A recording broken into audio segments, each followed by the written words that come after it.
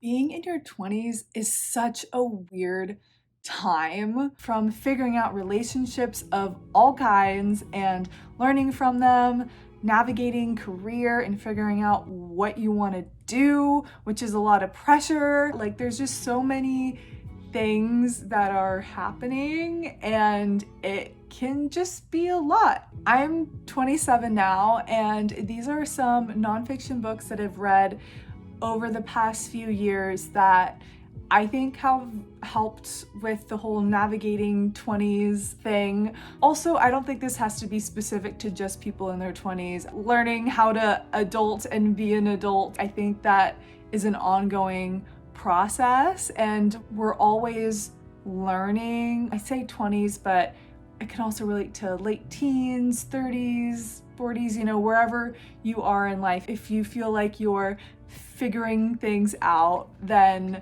this video is for you. This first one is by one of my favorite authors, Mari Andrew. It's called Am I There Yet? The Loop-de-Doop Zigzagging Journey to Adulthood.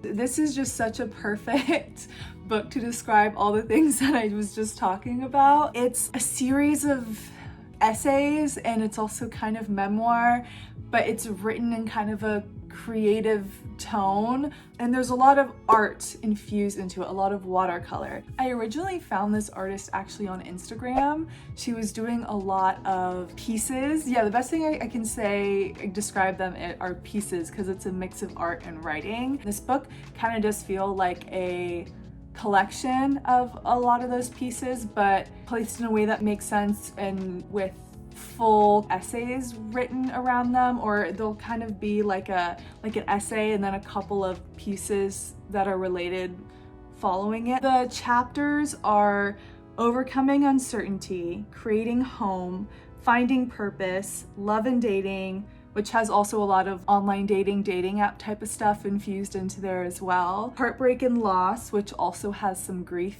in there as well, of loss of a parent, but a lot of love heartbreak, like with relationship type of heartbreak. Overcoming disappointment, discovering yourself, and finding yourself.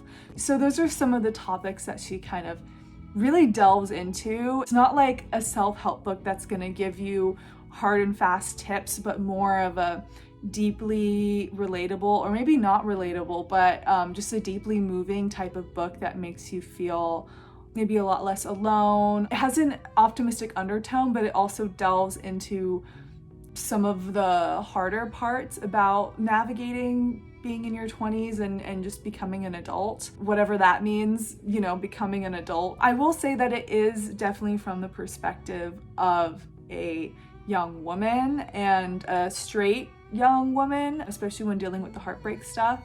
But I still think that the pieces are very, very poignant and beautiful regardless. So yeah.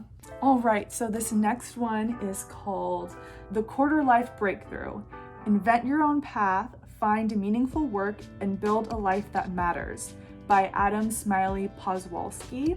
This book is great for anyone contemplating a career change, or anyone who's graduating from college and doesn't know what exactly it is that they want to do.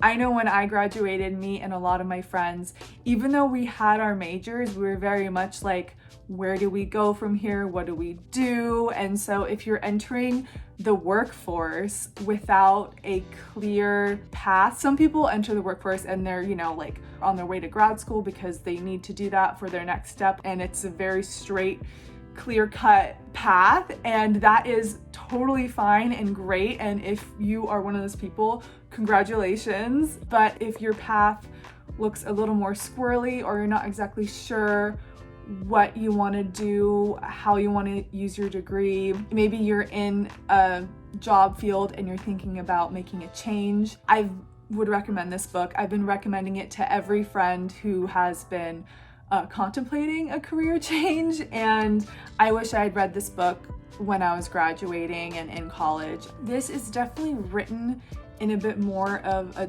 traditional nonfiction self-help book type of way. Straightforward type of writing, gives you exercises to do and writing prompts for figuring out job, career stuff. Not that, I wouldn't go in with the expectation that you're gonna read this book and know exactly 100% all the details about what you wanna do with for the rest of your life, but it does give you a lot of tools and mindset framing around just how to go about thinking about career and what you wanna do in both what you will find fulfillment in and passionate about, while also being practical about paying rent and stuff like that. I think he does the nonfiction type of self-help tone quite well. It's not condescending, and I think his writing's pretty good. A lot of the times I'll read nonfiction type of self-help books, and it's just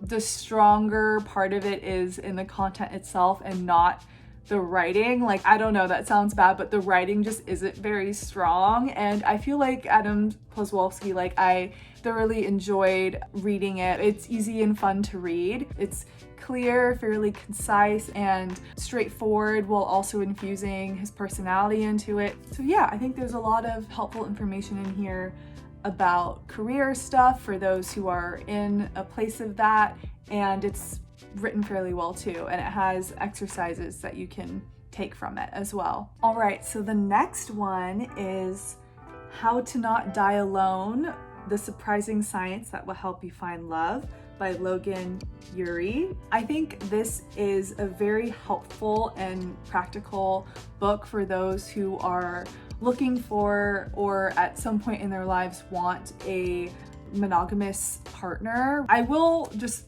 quick disclaimer, just because of the nature of the title, I don't believe that being single equates loneliness. There are people who are in relationships that are very lonely, and people who are single who have very fulfilling social lives and feel very loved and connected and all of those things. So I can see why she titled it this, because it really catches your eye, but I just had to give it a little disclaimer because I don't want to, perpetuate that stereotype that being single means you're super lonely and you need a partner in order to have a fulfilling and meaningful life. I do think, though, that this is a great book for self-reflection and getting better at how you approach dating. So the author, Logan Ury, is a behavioral scientist, and I think she worked at Hinge, the dating app, for a while as well, and she's now a dating coach. And this book is also very much like a practical how-to, has a lot of exercises and helpful stuff in here. One thing that really helped me is it's basically a set of questions to ask after you go on a date. Questions to ask yourself, not the other person, but questions to ask yourself. Questions like, did they make me laugh? Did I feel attractive in their presence?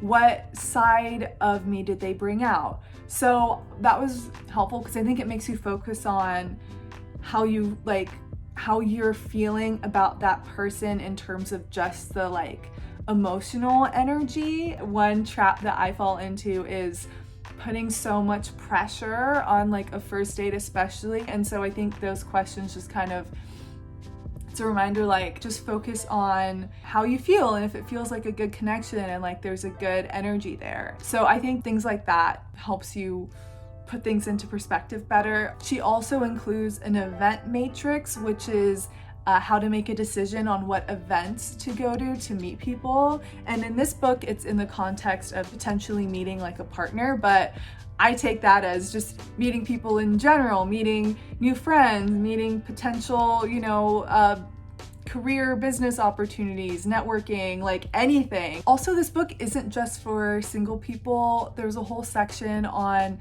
basically once you're in a relationship and kind of deepening it or breaking up. There's a chapter on how to consciously navigate relationship milestones, how to decide if you should break up, how to know whether or not it's time to get married, some topics like that. So I will say that a lot of it is about dating, but it goes from step one of like self-reflection on yourself and what your dating tendencies tend to be, all the way up to like once you're in a relationship, how to build a lasting relationship, should you or should you not get married, etc. So it goes through like all the stuff in between.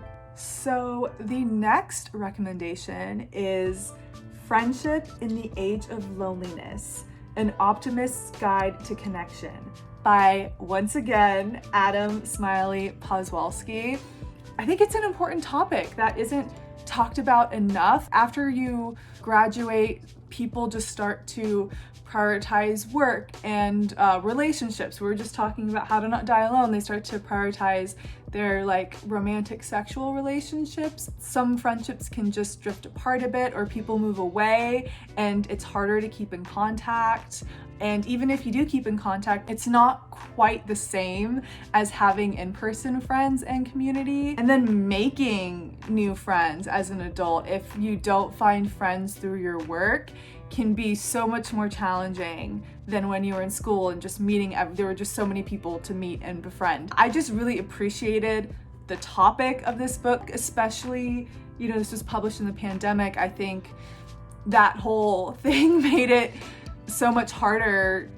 Everyone kind of, you know, in isolation and whatnot. It just became an even deeper age of loneliness, so to speak. Yeah, so topic gets an A++ for me. The book doesn't just talk about, you know, how to meet new people and methods for that, but also how to deepen friendships that you have and how to stay connected. A lot of it can be thought of as like, oh yeah, well that makes sense, or common sense, or things that you might already do, but there's so much in here and so many ideas, and maybe not all of them will work for you. I'd say take what sticks with you, what resonates with you, and what you feel like you could actually implement, because there are things like if you did every tip in this book, it might be a bit overwhelming, especially if you're an introvert. But I'd say take the ideas that resonate with you, that feel realistic and that you could actually implement, and you can take that and run with it.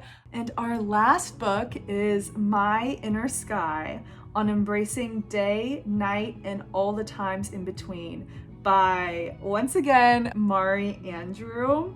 This book is probably one of my favorite books that I've read in the past few years. It still draws on that arty kind of approach of Am I There Yet? But not to the same extent. It is more writing heavy. It's a lot more of written essays. Just to compare, like this is what, you can see how many pages I folded because I loved what was on the page and highlighted and annotated. You can kind of see how it's like there is art, but it's still very writing heavy, whereas Am I There Yet has a lot more art type of pieces in it. So My Inner Sky is more writing, like actual writing heavy. The book is divided into 4 sections: Golden Hour, Twilight, Night, and Dawn. And there's various little essays in each one. In it, she once again talks about grief, the death of a parent. She dives into that, I think, more in this book than the other one. She went on a trip and developed a rare disorder that left her paralyzed. She was hospitalized. She couldn't walk or move or draw, and so it talks about that a bit. And it's really just a book about overcoming adversity and learning to sit with the maybe darker times in your life. Something that I've been doing throughout my 20s is unlearning toxic positivity, because that was not a term or anything I was aware of in my teenage youth years. I definitely didn't know how to sit with not being okay, and that's something that I've been working on, and part of what I have considered